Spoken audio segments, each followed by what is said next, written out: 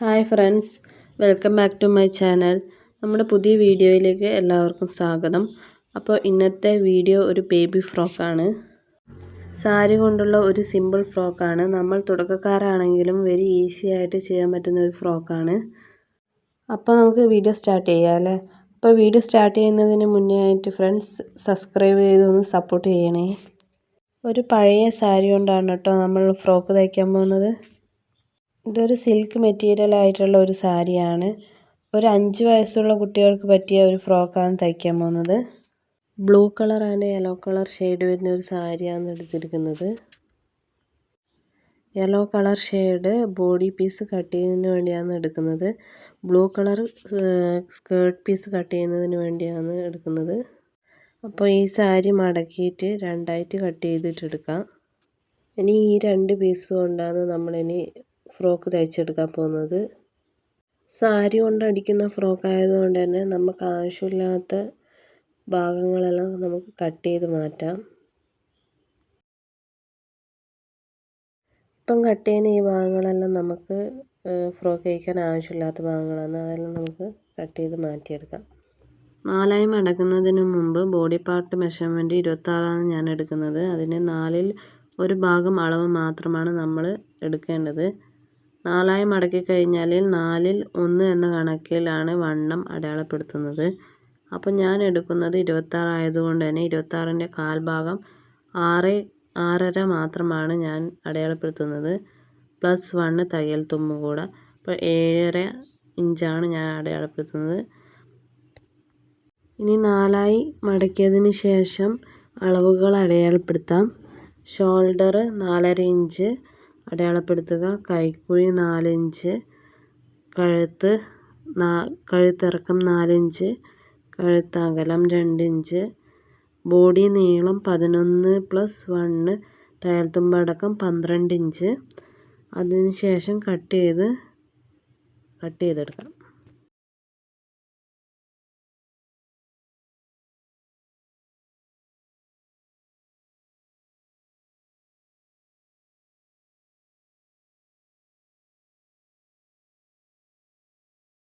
ഇനി സ്കേർട്ടിന് വേണ്ടി മെറ്റീരിയൽ ഇനി 2ആയി കട്ട് ചെയ്തെടുക്കാം.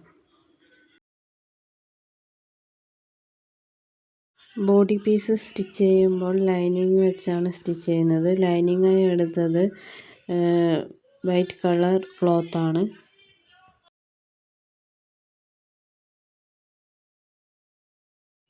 അതിനുശേഷം ഇതുപോലെ ലൈനിങ്ങിൻ്റെ മുകളിൽ ബോഡി പീസ് വെച്ച് നമുക്ക് സ്റ്റിച്ച് ചെയ്തെടുക്കാം. ബോഡി പാർട്ട് ലൈനിങ്ങിൻ്റെ മുകളിലേക്കൂടെ ഇങ്ങനെ വെച്ചടിക്കുമ്പോൾ മൊത്തത്തിൽ വെച്ചടിക്കാൻ പാടില്ല. ഇതേപോലെ കഴുത്തിൻ്റെ ഭാഗത്ത് മാത്രമേ വെച്ചടിക്കാൻ പാടുള്ളൂ. അതിനുശേഷം ഇതേപോലെ കഴുത്തിൻ്റെ ആ ഭാഗത്തുള്ള ലൈനിങ് മൊത്തം കട്ട് ചെയ്തെടുക്കുക. അതിനുശേഷം ചെറിയ ചെറിയ കട്ടിങ്ങുകൾ വെച്ച് കൊടുക്കുക. എന്നിട്ട് ഇത് മറച്ചിടണം. മറച്ചിട്ടതിന് ശേഷം കഴുത്തിൻ്റെ ഭാഗത്തേക്കൂടെ ഇതേപോലെ അടിച്ചെടുക്കണം.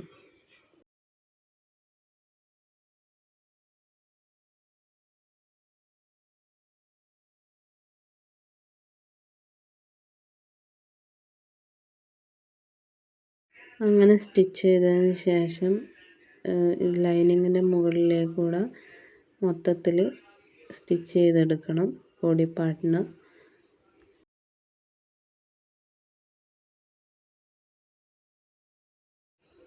ബോഡി പാർട്ട് മൊത്തത്തിൽ സ്റ്റിച്ച് ആയതിന് ശേഷം അതിൻ്റെ പുറമേ വരുന്ന ലൈനിങ്ങുകൾ കട്ട് ചെയ്തെടുക്കണം.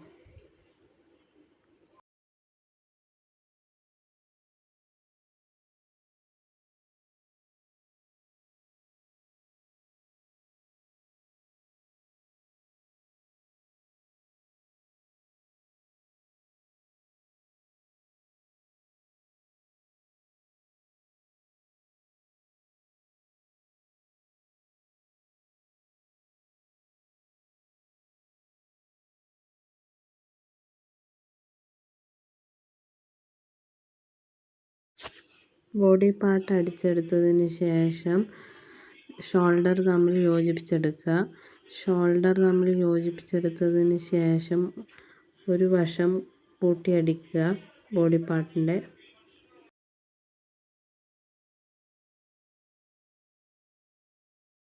സ്കേർട്ടിന് 2 പീസ് കൂടെ യോജിപ്പിച്ചെടുക്കുക. അതിനുശേഷം ഇതുപോലെ സ്കേർട്ടിൻ്റെ പീസിന് മടക്കുകൾ ഇട്ട് കൊടുത്ത് അടിച്ചെടുക്കുക. ഇതുപോലെ മടക്കിട്ട് അടിച്ചെടുത്തതിന് ശേഷം ബോഡി പാർട്ടിൻ്റെ നല്ല വശത്തോട് സ്കേർട്ടിൻ്റെ നല്ല വശവും തമ്മിൽ യോജിപ്പിച്ചിട്ട് സ്റ്റിച്ച് ചെയ്തെടുക്കുക. ഇതുപോലെ സ്റ്റിച്ച് ചെയ്തെടുത്തതിന് ശേഷം ഈ വശവും കൂടി യോജിപ്പിച്ചെടുക്കുക, സ്റ്റിച്ച് ചെയ്തെടുക്കുക. അപ്പോൾ ഇതാണ് ഫ്രോക്കിൻ്റെ ഫൈനൽ ലുക്ക്. ഫ്രോക്കിൻ്റെ താഴ്ഭാഗം സാധാരണ മടക്കി അടിക്കേണ്ടതാണ്. പക്ഷേ ഈ ഫ്രോക്കിന് മടക്കി അടിക്കേണ്ട ആവശ്യമില്ല. അതുകൊണ്ടാണ് മടക്കി അടിക്കുന്നത് കാണിക്കാഞ്ഞത്. സാരിയുടെ കസവാണ് ഫ്രോക്കിൻ്റെ അടിവശം വരുന്നത്. അതുകൊണ്ടാണ് മടക്കി അടിക്കാഞ്ഞത്. അതിൻ്റെ ആവശ്യം ഈ ഫ്രോക്കിനില്ല.